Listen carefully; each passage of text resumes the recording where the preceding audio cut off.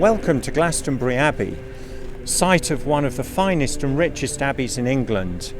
In this short presentation, myself and some of the characters from Glastonbury Abbey are going to tell you a little bit about its depth of history.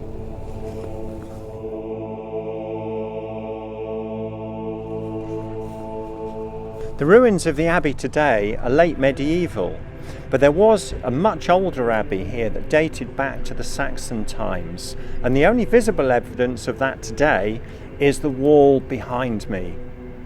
The wall formed the north boundary of the late Anglo-Saxon abbey, and it's thought to date back to the 11th century.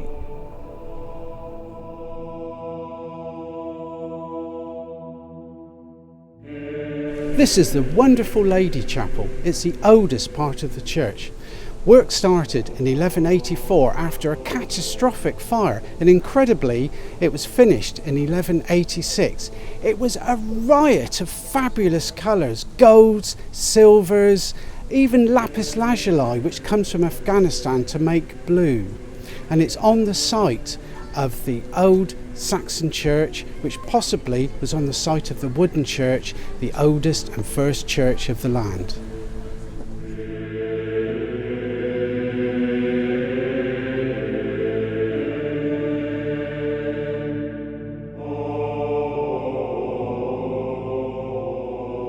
Underneath the Lady Chapel is the crypt chapel of St. Joseph of Arimathea.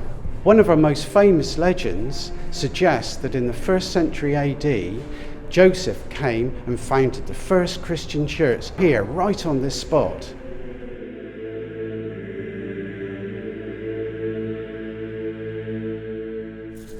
We're now standing in the entrance to the great church. As a visitor, you'd have entered the abbey through the north gate. Just inside the north gate would have been an area providing charity and hospitality to you as a visitor. From there, you would have headed forward into the doorway here and entered the great church.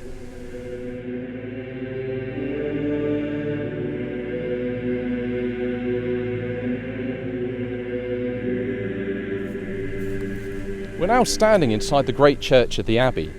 Perhaps you can imagine it around me. Great pillars rising up either side of us to support the grand vaulted ceiling. The ceiling would have been painted in bright colours. The walls would have been decorated in beautiful frescoes. There'd be stained glass windows in the window frames and beautiful tiles under your feet. A visitor from the 12th century, a man called William of Malmesbury, who saw this church, and he wrote after visiting, "I think that the great church at Glastonbury must have been so grandly constructed to have enticed even the dullest of minds to prayer." And behind me you can see the grand piers of the abbey, and perhaps that would just give you a hint as to how large and grand this building used to be.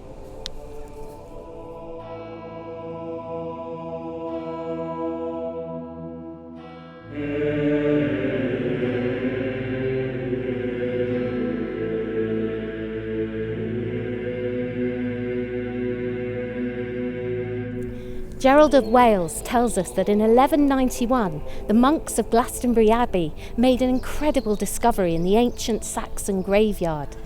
They discovered two bodies, that of a man and a woman. With them, inscribed in Latin, was a Celtic lead cross. It said, "Here lies King Arthur, king of the Isle of Avalon, and his second wife, Queen Guinevere." In 1278, they were finally laid to rest in the presence of King Edward I and Queen Eleanor, here in the High Church, in a beautiful tomb. King Arthur was not the only king to be buried in the High Church. At the end was the tomb of King Edgar. Also, either side of Arthur, there was Edmund I, who was a grandson of the great King Alfred, and also King Edmund Ironside. In the time of the dissolution, everything was destroyed, and so we do not know where Arthur or Guinevere or the Celtic lead cross have gone. It is a complete mystery.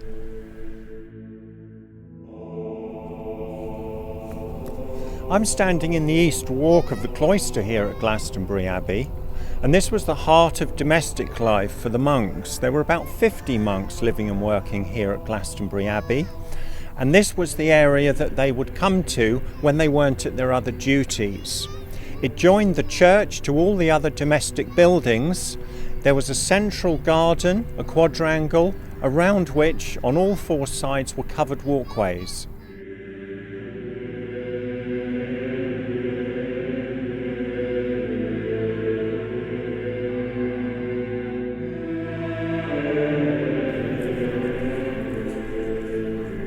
The dormitory was a communal sleeping space for the monks.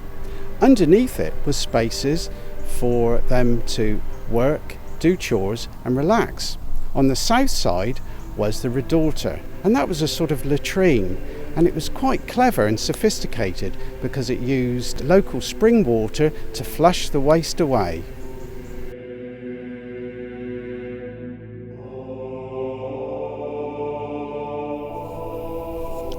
So we're standing now inside the refectory.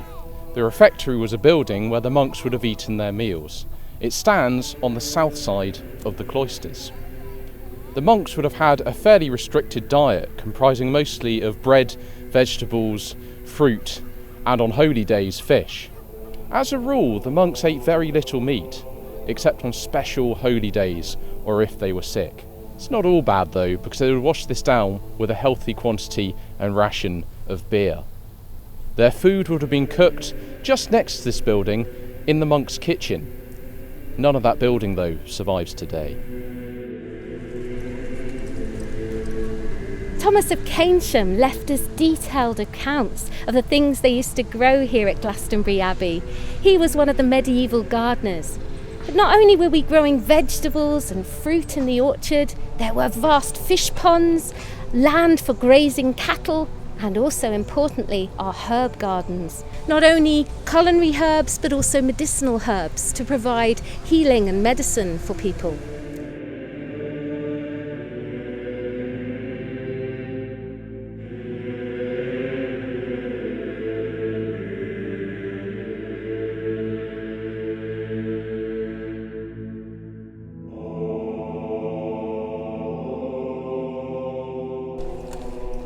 The Abbot's kitchen was built in the early 14th century, and it was built as part of the Abbot's complex to provide food for the Abbot and his wealthy guests.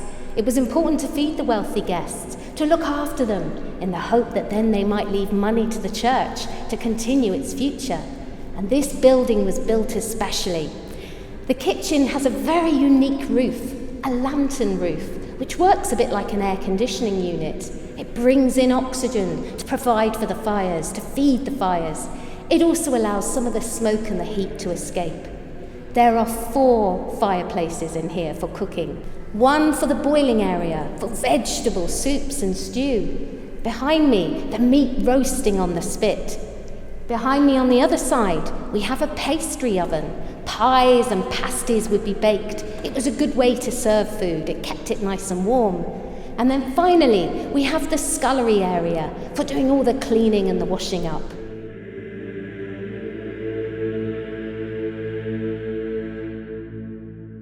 Welcome to the Abbotts Hall. This was part of a larger complex consisting of the Abbot's kitchen, the Abbot's lodging house, and the entertainment hall itself. The Abbot conducted business here. He also entertained and welcomed nobility and royalty, who expected to be entertained in a manner to suit their status.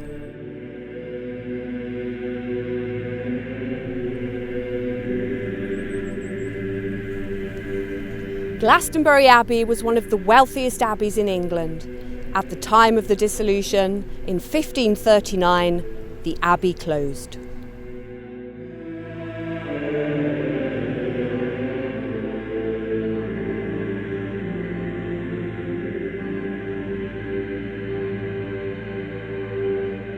Come and join us as we bring history to life.